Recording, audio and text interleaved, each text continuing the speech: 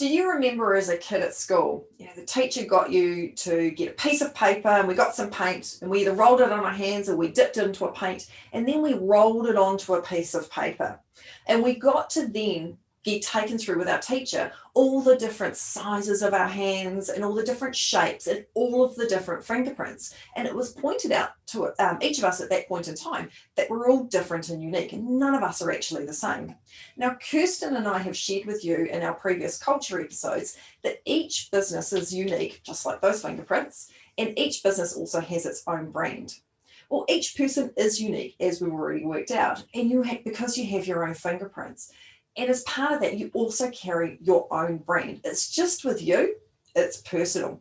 So in this second episode, we're going to get personal. We're going to get to the heart of your personal style, and we're going to show you the power of your leadership brand and how authenticity plays in your personal brand as well. So today we're going to share with you key things on getting to know your signature style, and we're also going to give you an overview of Daniel Goleman's leadership styles as well. Enabling people to identify their standout factor and their authentic brand is something that I'm hugely passionate about. And I spend a lot of time working with organisations, teams, leaders, and people to find out what is that standout factor. What is that authentic brand that we all, like Sarah said, every single one of us, just like our DNA, it's completely different. And when magic happens, when high performance happens, is when we really tap in to what we stand for, our authentic brand. Now, when we know our authentic brand, not only does it give us a pride of who we are, it then enables us to really celebrate what are those strengths that we have, and enables us then to identify what goals are aligned to it. So often in life, we go through different places, we end up certain places, we end up in roles, we end up with certain people in our lives because other people have shaped us. But when we spend time looking at who we are, what we stand for, and then we create an environment around us to make sure that everything is aligned. And what I'm meaning by that can be demonstrated to kick you off on your authentic brand discovery journey by looking at 5 key factors. Now, your first key factor is actually, what are your life drivers? What are the things in your life that are an absolute priority for you? And lock those down, put those down. The second thing that I always get people to have a look at is to do an actual SWOT. And I know a lot of you are saying, well, that's what you do in marketing and that's what you do when you're doing strategic planning, but I'm going to get you to relate it to yourself. And what I'm going to do here is just give it a bit of a twist. And so what we're going to do is we're going to have a look at what are your strengths so that you can actually really leverage those. Look at the areas that you would like to improve. So people call them weaknesses, but I like to look at those as opportunities. And then you have a look at the O, which is what is your potential for growth?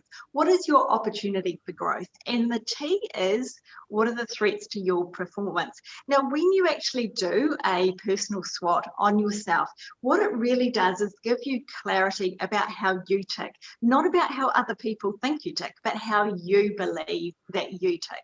So there's 2.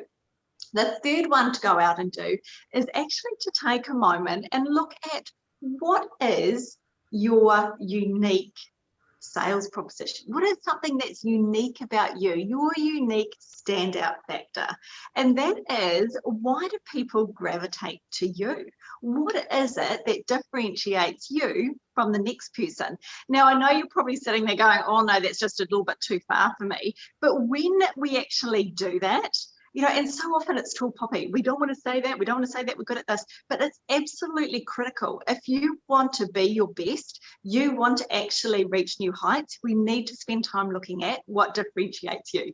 Now, the next one, that I always think when you're looking at the authentic brand is what is your values and what is your belief system? Because when we really understand, what's important to us, where our belief systems are, these all become filtering systems that we work through. So once you go through and you've put, what are your life drivers? You've done a SWOT, you've looked at your unique identifiers, you've gone through then and you've gone through and you listed your values and your beliefs, and you've looked at your personality traits, you know, sort of what are your different styles. Then with those 5 factors, they will start you on looking at your authentic brand and authentic journey that you, if you actually spend time looking at, will enable you to be able to leverage your standout factor. And once we've got a clear idea around what that looks like, we can then take it one step further again, because we're always about challenging you, and we can take a look at our leadership style. So how we're going through all of the different events and situations that we're encountering throughout our day. And again, that authenticity is around both in our private and in our public lives as well. And Kirsten and I are huge fans of Daniel Goleman, and his leadership styles are very well known, and you can go away and have a look at them. But we're just going to tap into those at a very high level today, because it's really interesting to get an understanding about where we're at and what styles we're using at any given time. So Daniel Goleman summarizes his leadership styles into 6 key areas. And there are 2 that sit in what we call a negative climate and 4 that sit in a positive climate. So the 2 that sit in a negative climate, the first one is around commanding. And that's a leadership style where we need essentially people to have immediate compliance in a situation. They're specifically designed for like a crisis situation. Some of us can probably relate to that at the moment, but it's for very specific times. So it's not a commanding style that we would use all of the time. It's designed for a very particular period of time when there's something urgent that needs to be activated and it's problematic for people. The second negative climate pace is around pace setting. And often we will use this leadership style when we're expecting excellence and a high level of self-direction from people. So it works best to get quick results from a very, very highly competent team. So it's not something that we would use necessarily all of the time. Again, we're going to be moving between these leadership styles. The other 4 styles that are referred to as being in the positive climate talk about being visionary. And that's when we're mobilizing people towards a vision. So it works best when clear direction, or we've got change taking place in our workplaces or even at home. And so we're creating that positivity around what might be and how we're going to get there.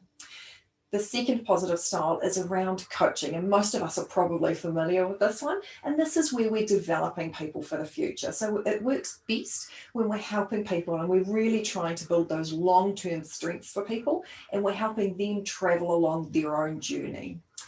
The third positive climate is around being affiliative, and we're really looking to create some emotional bonds and some harmony with people. So we're really trying to get, if there's any rifts sitting around the place, we're really looking to heal those, and we're really wanting to motivate people who are potentially in a stressful situation. So it's being really encouraging again, and it is bringing them along in the journey, but we're really just getting to the heart of those emotional connections.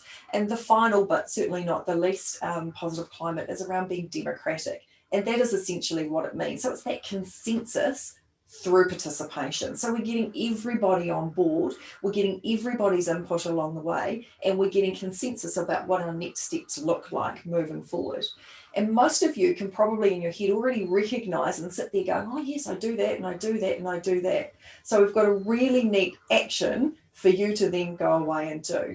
Go and research Daniel Goleman's 6 styles, and then grab a sheet of paper, and on that sheet of paper use a percentage, say 100%.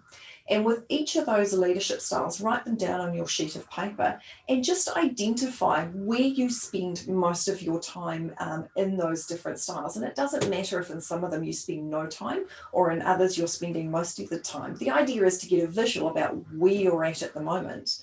And then what we want you to do is identify what your preferred style is, and then 1 or 2 areas that you'd like to work on so that you can increase your adaptability, so you're able to shift between those leadership styles depending on the events or situations that you're dealing with on a daily basis.